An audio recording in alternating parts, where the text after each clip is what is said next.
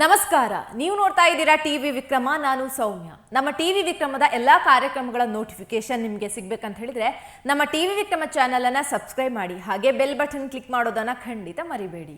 ನಮ್ಮ ಕಲಬುರ್ಗಿ ಕರಡಿ ಸಾರಿ ಕಲಬುರ್ಗಿ ಸಿಂಹ ಮಲ್ಲಿಕಾರ್ಜುನ ಖರ್ಗೆ ಎಐಸಿಸಿ ಅಧ್ಯಕ್ಷರಾದಾಗಿನಿಂದ ಕನ್ನಡ ಮರ್ತು ಬಿಟ್ಟಿದ್ದಾರೆ. ಈಗ ಅವರಿಗೆ ಹಿಂದಿನೇ ಮಾತೃಭಾಷೆ, ಪಿತೃಭಾಷೆ, ಹೈಕಮಾಂಡ್ ಭಾಷೆ ಎಲ್ಲಾನು. ಅದು ಬಿಟ್ರೆ ಕಾಂಗ್ರೆಸ್ಸಿನ ಹಳೇ ಡ್ಯಾಡಿ ಭಾಷೆ ಇದೆಯಲ್ವಾ, ಇಂಗ್ಲಿಷ್, ಅದನ್ನ ಬಳಸ್ತಾರೆ. ನೀವು ಮಲ್ಲಿಕಾರ್ಜುನ ಖರ್ಗೆ ಅವರ ಟ್ವಿಟರ್ ಅಕೌಂಟ್ ಯಾವತ್ತಾದ್ರೂ ನೋಡಿದೀರಾ? ಅವರು ಕರ್ನಾಟಕದಲ್ಲಿ ಇರೋ ತನಕ ಕನ್ನಡದಲ್ಲಿ ಟ್ವೀಟ್ ಇಡ್ತಾ ಇತ್ತು. ಆದರೆ ಕಾಂಗ್ರೆಸ್ಸಿನ ರಾಷ್ಟ್ರಾಧ್ಯಕ್ಷ ಆದಾಗಿನಿಂದ ಏನೇ ಬರೆದ್ರು ಹಿಂದಿಲೇ ಬರೆಯೋದು, ಸದನದಲ್ಲೂ ಹಿಂದಿಲೇ ಮಾತಾಡೋದು, ಪತ್ರಕರ್ತರ ಎದುರು ಕೂಡ ಹಿಂದಿನೇ ಮಾತಾಡೋದು. ಕನ್ನಡ ಮಾತಾಡಿದ್ರೆ, ಕನ್ನಡ ಬರೆದ್ರೆ ಪಾಪ ರಾಹುಲ್ ಗಾಂಧಿ ಮತ್ತು ಸೋನಿಯಾ ಗಾಂಧಿಗೆ ಅರ್ಥ ಆಗೋದಿಲ್ಲ ಅಲ್ವಾ? ಅವರನ್ನ ಮೆಚ್ಚಿಸೋದಕ್ಕೆ ಖರ್ಗೆ ಯಾವ ಭಾಷೆ ಬೇಕಾದ್ರೂ ಮಾತಾಡ್ತಾರೆ, ಏನ್ ಬೇಕಾದ್ರೂ ಮಾತಾಡ್ತಾರೆ. ಮೊನ್ನೆ ನೀವೇ ಸದನದಲ್ಲಿ ನೋಡಿದ್ರಲ್ವಾ, ತಮ್ಮನ್ನ ಬೆಳೆಸಿದ್ದು ಸೋನಿಯಾ ಗಾಂಧಿ ಅಂತ ಹೇಳಿದ್ದನ್ನ. मेरे को बनाने वाले यहाँ बैठे हैं श्रीमती सोनिया गांधी जी. ना रमेश बना सकता है, ना आप बना सकते हैं. जनता ने मुझे बनाया. खड़गे जी उस स्तर पर नहीं आना चाहता. मेरी बात को ध्यान से सुनिए. You can not every time run down the chair. You can not every time show disrespect to the chair. आप अचानक खड़े होते हैं और कुछ भी कह देते हैं, मेरी बात को समझते भी नहीं है. Never in the history of this country. ಅಧಿವೇಶನದಲ್ಲಿ ಪುಂಡಾಟಿಕೆ ಮಾಡಿ ಸಭಾಪತಿ ಧನಕರ್ ಅವರಿಂದ ಛೀ ಥೂ ಅನ್ಸ್ಕೊಂಡಿದ್ದ ಖರ್ಗೆ ಸಾಹೇಬ್ರು ಒಂದು ವಾರ ರೆಸ್ಟ್ ತಗೊಂಡು ಮತ್ತೆ ಆಕ್ಟಿವ್ ಆಗಿದ್ದಾರೆ. ಈಗ ಅವರು ಟ್ವಿಟರ್ ಅಲ್ಲಿ ಮತ್ತೆ ರೊಚ್ಚಿಗೆದ್ದಿದ್ದಾರೆ. ಈ ಸಲ ರೊಚ್ಚಿಗೆದ್ದಿರೋದು ಯಾರ ವಿರುದ್ಧ ಅಂತ ಹೇಳೋ ಅಗತ್ಯ ಇಲ್ಲ ಅನ್ಕೋತೀನಿ.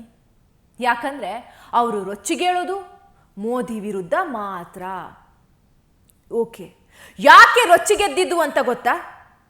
ನಿನ್ನೆ ಮೋದಿಜಿ ಮತ್ತು ಅಮಿತ್ ಶಾ ಕಡೆಯಿಂದ ಒಂದು ಘೋಷಣೆ ಬಂತಲ್ವಾ, ಅದರಿಂದ ಇಡೀ ಕಾಂಗ್ರೆಸ್ಸೇ ಬರ್ನ್ ಆಗೋಗಿದೆ. ಕಾಂಗ್ರೆಸ್ ಅಲ್ಲಿ ಯಾರೂ ಬರ್ನಾದ್ರೂ ಬರ್ನಲ್ಲಿ ಹಚ್ಚೋ ಕೆಲಸನೂ ಖರ್ಗೆ ಅವರದ್ದೇ, ಎಲ್ಲರ ಪರವಾಗಿ ಅಳೋ ಕೆಲಸನೂ ಖರ್ಗೆ ಅವರದ್ದೇ. ವೀಕ್ಷಕರೇ, ಜೂನ್ 25 ಸಂವಿಧಾನ ಹತ್ಯೆ ದಿವಸ ಅಂತ ನಿನ್ನೆ ಮೋದಿಜಿ ಘೋಷಣೆ ಮಾಡಿದ್ರು. ಕೇಂದ್ರದ ಗೃಹ ಸಚಿವಾಲಯ ಶುಕ್ರವಾರ ಒಂದು ಮಹತ್ವದ ಗೆಜೆಟ್ ಅಧಿಸೂಚನೆಯನ್ನ ಹೊರಡಿಸಿತು. ಅದರಲ್ಲಿ ಜೂನ್ 25ನೇ ತಾರೀಕನ್ನ ಇನ್ಮುಂದೆ ಸಂವಿಧಾನ ಹತ್ಯಾ ದಿವಸ ಅಂತ ಆಚರಿಸಲಾಗುತ್ತೆ ಅಂತ ಘೋಷಣೆ ಆಯಿತು. 1975 ಜೂನ್ 25 ಅವತ್ತಿನ ಪ್ರಧಾನಿ ಇಂದಿರಾ ಗಾಂಧಿ ಸಂವಿಧಾನವನ್ನ ಗಾಳಿಗೆ ತೂರಿ ದೇಶದಲ್ಲಿ ಎಮರ್ಜೆನ್ಸಿ ಹೇರಿದ್ರು. ಪ್ರಜೆಗಳ, ಪತ್ರಿಕೆಗಳ, ವಿರೋಧ ಪಕ್ಷದವರ ಎಲ್ಲರ ಸ್ವಾತಂತ್ರ್ಯವನ್ನ ಕೂಡ ಕಿತ್ತುಕೊಂಡ್ರು. 21 ತಿಂಗಳು ಈ ದೇಶದ ಸರ್ವಾಧಿಕಾರಿಯಾಗಿ ಮೆರೆದ್ರು. ಜೈಲುಗಳು ತುಂಬಿ ಹೋದು. ಧ್ವನಿ ಎತ್ತಿದವರನ್ನೆಲ್ಲ ಜೈಲಿಗೆ ಕಳಿಸಿದ್ರು ಇಂದಿರಾ ಗಾಂಧಿ. ಇಂಥ ಕರಾಳ ಅವಧಿಯನ್ನ ಭಾರತ ಯಾವತ್ತಾದ್ರೂ ಮರಿಬಾರ್ದು ಅಂತ ಕೇಂದ್ರ ಸರ್ಕಾರ ಜೂನ್ 25ನೇ ತಾರೀಕನ್ನ ಸಂವಿಧಾನ ಹತ್ಯಾ ದಿವಸ ಅಂತ ಘೋಷಿಸಿದೆ. ಇನ್ಫ್ಯಾಕ್ಟ್ ಅವತ್ತು ಶಾಲೆ, ಕಾಲೇಜು, ಕಚೇರಿ ರಜೆ ಕೊಟ್ರೆ ಆ ದಿನಕ್ಕೆ ಇನ್ನಷ್ಟು ಸ್ಮರಣೀಯ ಆಗತ್ತೆ ಅನ್ನೋದು ಸಾರ್ವತ್ರಿಕವಾಗಿ ವ್ಯಕ್ತ ಆಗ್ತಾ ಇರೋ ಅಭಿಪ್ರಾಯ. ಸಂವಿಧಾನ ನೀಡಿದ್ದ ಮೂಲಭೂತ ಹಕ್ಕುಗಳನ್ನ, ಸ್ವಾತಂತ್ರ್ಯಗಳನ್ನ ಕಸಿದುಕೊಂಡು ಸಂವಿಧಾನಕ್ಕೆ ಅಪಮಾನ ಮಾಡಿತ್ತು ಅಂದಿನ ಕಾಂಗ್ರೆಸ್ ಸರ್ಕಾರ. ಪ್ರಜಾಪ್ರಭುತ್ವ ಕತ್ತು ಹಿಸುಕಿದ ಅವಧಿ ಅದು. ಇಂಥ ದಿನವನ್ನ ಭಾರತ ಯಾವತ್ತೂ ಮರಿಬಾರ್ದು ಅಂತಾನೆ ಮೋದಿಜಿ ಮತ್ತು ಅಮಿತ್ ಶಾ ಜಂಟಿಯಾಗಿ ಈ ದಿಟ್ಟ ನಿರ್ಧಾರವನ್ನು ತಗೊಂಡಿದ್ದು. ಆದ್ರೆ ಇದು ಕಾಂಗ್ರೆಸ್ ಪಾಳ್ಯಕ್ಕೆ ಸರಿಯಾಗಿ ಬೆಂಕಿ ಬಿದ್ದ ಹಾಗೆ ಆಗಿದೆ. ಸಂಸತ್ ಅಧಿವೇಶನದಲ್ಲಿ ರಾಹುಲ್ ಗಾಂಧಿ, ಮಲ್ಲಿಕಾರ್ಜುನ ಖರ್ಗೆ ಎಷ್ಟೇ ಗದ್ದಲ ಮಾಡಿದ್ರು ಕೂಡ ಮೋದಿಜಿ ದೇಶದ ಕಿವಿಗೆ ತಲುಪೋ ಹಾಗೆ ಎಲ್ಲದಕ್ಕೂ ಉತ್ತರ ಕೊಟ್ಬಿಟ್ರು. ಆ ನಂತರ ಆ ಕಡೆ ರಾಹುಲ್ ಗಾಂಧಿಗೆ ಮಣಿಪುರದಲ್ಲೂ ಮುಖಭಂಗ ಆಯಿತು. ಇದರ ಬೆನ್ನಲ್ಲೇ ಈಗ ಸಂವಿಧಾನ ಹತ್ಯಾ ದಿವಸ ಘೋಷಣೆ ಮಾಡಿರೋದು ಖರ್ಗೆ ಮತ್ತು ಜೈರಾಮ್ ರಮೇಶ್ ಇಬ್ಬರಿಗೂ ತಡ್ಕೊಳ್ಳೋದಕ್ಕೆ ಆಗ್ತಾನೆ ಇಲ್ಲ. ಮಲ್ಲಿಕಾರ್ಜುನ ಖರ್ಗೆ ಬೆಳಗಿಂದ ರಾತ್ರಿ ತನಕ ಕೂತ್ಕೊಂಡು ಮೈಲುಗಟ್ಲೆ ಉದ್ದದ ಟ್ವೀಟ್ ಬರೆದಿದ್ದಾರೆ. ದೇಶದಲ್ಲಿ ಏನೇನು ಕೆಟ್ಟದ್ದು ನಡೆದಿದೆಯೋ ಅದಕ್ಕೆಲ್ಲ ಮೋದಿಜಿನೇ ಕಾರಣ ಅನ್ನೋ ಅರ್ಥದಲ್ಲಿ ನೂರಾರು ಆರೋಪ ಮಾಡಿದ್ದಾರೆ ಖರ್ಗೆ. ಅವ್ರ ಪ್ರಕಾರ ಮೋದಿಜಿ ಅವಧಿಯ 10 ವರ್ಷದ ಪ್ರತಿ ದಿನ ಕೂಡ ಸಂವಿಧಾನ ಹತ್ಯಾ ದಿವಸ ಅಂತೆ. ಈ ದೇಶದಲ್ಲಿ ಟ್ರಿಪಲ್ ತಲಾಕ್ ತೆಗೆದಿದ್ದು ಸಂವಿಧಾನದ ಹತ್ಯೆಗೆ ಸಮ. ಕಾಶ್ಮೀರದಲ್ಲಿ ಆರ್ಟಿಕಲ್ 370 ರದ್ದು ಮಾಡಿದ್ದು ಸಂವಿಧಾನದ ಹತ್ಯೆ. ತಮ್ಮ ವಿರುದ್ಧ ಸುಳ್ಳು ಸುದ್ದಿ ಹಬ್ಬಿಸಿ ದೇಶದಲ್ಲಿ ಅಶಾಂತಿ ಮೂಡಿಸ್ತಾ ಇರೋ ಖರ್ಗೆ, ರಾಹುಲ್ ಮುಂತಾದವರನ್ನ ನೆಮ್ಮದಿಯಾಗಿ ಬದುಕೋಕೆ ಬಿಟ್ಟಿರೋದು ಕೂಡ ಸಂವಿಧಾನದ ಹತ್ಯೆನೇ ಬಿಡಿ. ಭಯೋತ್ಪಾದನೆ ಹತ್ತಿಕ್ಕಿದ್ದು, ಸೇನೆಯ ಶಕ್ತಿ ಹೆಚ್ಚಿಸಿದ್ದು, ಆರ್ಥಿಕತೆ ಇಂಪ್ರೂವ್ ಮಾಡಿದ್ದು ಎಲ್ಲವೂ ಸಂವಿಧಾನದ ಹತ್ಯೆನೇ. ನಿಮಗೆ ಹೇಳ್ತಾ ಹೋದ್ರೆ ಇಂಥ ನೂರಾರು ವಿಷಯ ಇದೆ ಮೋದಿಜಿ ಮಾಡಿರೋ ತಪ್ಪುಗಳು. ಆದ್ರೆ ಖರ್ಗೆ ಬರ್ದಿರೋದು ಇದ್ಯಾವುದೂ ಅಲ್ಲ. ಮೋದಿಜಿ ಬಡವರ ಗೌರವ ಕಿತ್ಕೊಂಡ್ರಂತೆ, ದಲಿತರ ಆತ್ಮಗೌರವ ಕಸ್ಕೊಂಡ್ರಂತೆ. ಹೌದಲ್ವಾ? ದ್ರೌಪದಿ ಮುರ್ಮು, ರಾಮನಾಥ್ ಕೋವಿಂದ್ ಅವರನ್ನ ರಾಷ್ಟ್ರಪತಿ ಸ್ಥಾನಕ್ಕೆ ಆಯ್ಕೆ ಮಾಡಿದ್ದು ದಲಿತರಿಗೆ ಮಾಡಿರೋ ಅನ್ಯಾಯ. ನಿಜ ಖರ್ಗೆ ಸಾಹೇಬ್ರೆ, ರಾಜ್ಯದಲ್ಲಿ ನೇಹ ಹತ್ಯೆ ಆಯಿತು, ಬೆಳಗಾವಿಲಿ ಹೆಣ್ಮಗಳ ಬೆತ್ತಲೆ ಮೆರವಣಿಗೆ ಮಾಡಲಾಯಿತು. ಇದು ಖರ್ಗೆಗೆ ಕಾಣೋದೇ ಇಲ್ಲ. ಮಧ್ಯಪ್ರದೇಶದಲ್ಲಿ ಆದಿವಾಸಿ ಮೇಲೆ ಮೂತ್ರ ವಿಸರ್ಜನೆ ಮಾಡಿರೋ ಘಟನೆ, ಹತ್ರಾಸದಲ್ಲಿ ದಲಿತರ ಮಗಳ ಮೇಲೆ ಆಗಿರುವಂತಹ ಪೊಲೀಸ್ ಬಲಾತ್ಕಾರ ಮಾತ್ರ ನೆನಪಾಗತ್ತೆ. ಕಾಂಗ್ರೆಸ್ ಸಂಸ್ಕೃತಿನೇ ಇದಲ್ವಾ? ತಮಗೆ ಬೇಕಾದ ಹಾಗೆ ಸಂವಿಧಾನವನ್ನ ತಿರುಚಿಕೊಳ್ಳೋದು. ಇಡೀ ಟ್ವೀಟ್ ಹಿಂದಿಲೇ ಇರೋದ್ರಿಂದ ಅದನ್ನ ನಮ್ಮ ರಾಜ್ಯದ ಕನ್ನಡ ಹೋರಾಟಗಾರರೇ ಅನುವಾದ ಮಾಡಿ ಹಾಕಿಸ್ಬೇಕಷ್ಟೇ. ಒಟ್ಟು ಖರ್ಗೆ ಟ್ವೀಟ್ನಲ್ಲಿ ಇರೋದೆಲ್ಲ ಇದೆ. ಅಂಬೇಡ್ಕರ್ ಮತ್ತು ದಲಿತರ ಹೆಸರನ್ನ ಮುಂದಿಟ್ಕೊಂಡು ಮೋದಿಜಿಯನ್ನ ಸಂವಿಧಾನ ವಿರೋಧಿ, ಸಂವಿಧಾನದ ಹಂತಕ ಅಂತ ಹಣಿಯೋದಕ್ಕೆ ಟ್ರೈ ಮಾಡ್ತಿರೋದು. ಟ್ವೀಟ್ ಕೆಳಗೆ ಖರ್ಗೆ ಹಿಗ್ಗಾಮುಗ್ಗ ಉಗಿಸ್ಕೊಂಡಿದ್ದಾರೆ. ಅದು ಅವರಿಗೆ ಅಭ್ಯಾಸ ಇದೆ ಬಿಡಿ.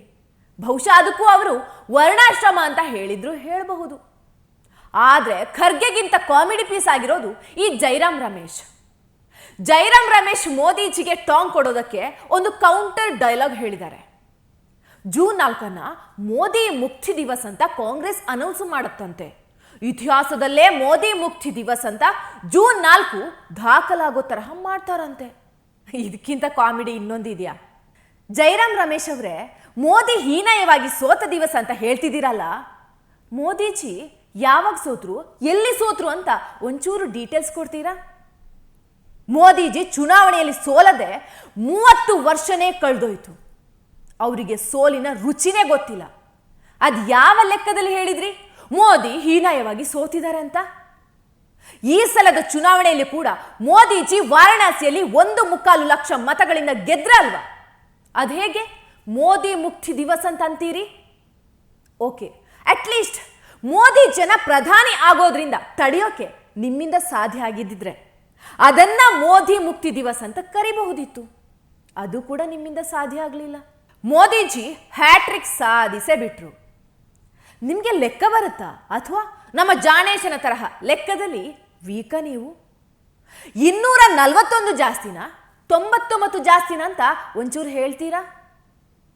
ರಾಹುಲ್ ಗಾಂಧಿಗೇನೋ ಲೆಕ್ಕ ಬರಲ್ಲ, ಪಾಪ 543ಕ್ಕೆ 99 ತಗೊಂಡು ಸ್ವೀಟ್ ಹಂಚ್ತಾ ಇದ್ದಾನೆ. ಆದರೆ ನೀವು ಬುದ್ಧಿವಂತರಲ್ವಾ? ನಿಮಗೂ ಲೆಕ್ಕ ಬರಲ್ವಾ? ಯಾವ ಲೆಕ್ಕದಲ್ಲಿ ಮೋದಿಜಿ ಹೀನಾಯವಾಗಿ ಸೋತಿದ್ದಾರೆ ಅಂತ ಎಕ್ಸ್ಪ್ಲೇನ್ ಮಾಡಿ ಪ್ಲೀಸ್. ಎಲೆಕ್ಷನ್ ರಿಸಲ್ಟ್ ಬಂದ್ಮೇಲೆ ಏನಾದರೂ ರಿಸರ್ವೇಶನ್ ಪಾಲಿಸಿ ಅಪ್ಲೈ ಆಗುತ್ತಾ? 99 ಬಂದವರು ಗೆದ್ದ ಹಾಗೆ, 240 ಬಂದವರು ಹೀನಾಯವಾಗಿ ಸೋತ ಹಾಗೆ ಅಂತ ಏನಾದರೂ ಕಾಂಗ್ರೆಸ್ಸಿನ ಸಂವಿಧಾನದಲ್ಲಿ ಬರ್ದಿದೆಯಾ? ಜೈರಾಮ್ ರಮೇಶ್ ಅವರೇ, ಟಾಂಗ್ ಕೊಡಬೇಕು ಅಂತ ಏನೇನೋ ಹೇಳಕ್ ಹೋದ್ರೆ ಹೇಗೆ ಕಾಮಿಡಿ ಪೀಸ್ ಆಗ್ತಾರೆ ಅನ್ನೋದಕ್ಕೆ ನೀವೇ ಬೆಸ್ಟ್ ಎಕ್ಸಾಂಪಲ್. ಮೋದಿ ಮುಕ್ತಿ ದಿವಸ್ ಅನ್ನೋದು ನೀವು ಕನ್ಸಲ್ಲೂ ಆಚರಿಸ್ಕೊಳ್ಳೋದಕ್ಕೆ ಸಾಧ್ಯ ಇಲ್ಲ. ಮೋದಿಜಿ ತಾವಾಗಿ ಪ್ರಧಾನಿ ಸ್ಥಾನ ಬಿಟ್ಟು ಬೇರೆಯವರನ್ನ ಕೂರಿಸಿ ಹೋಗ್ಬೇಕು ಅಷ್ಟೇ. ನಿಮ್ಮಿಂದ ಈ ಜನ್ಮದಲ್ಲಿ ಅವರನ್ನ ಸೋಲಿಸೋದಕ್ಕೆ ಸಾಧ್ಯ ಇಲ್ಲ. ಈ ಮಾತನ್ನ ಬರ್ದಿಟ್ಕೊಳ್ಳಿ.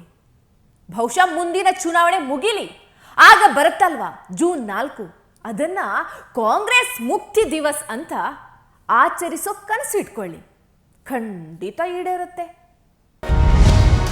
ಟಿವಿ ವಿಕ್ರಮ, ದೇಶ ನಿಮ್ಮ ಕೈಯಲ್ಲಿ.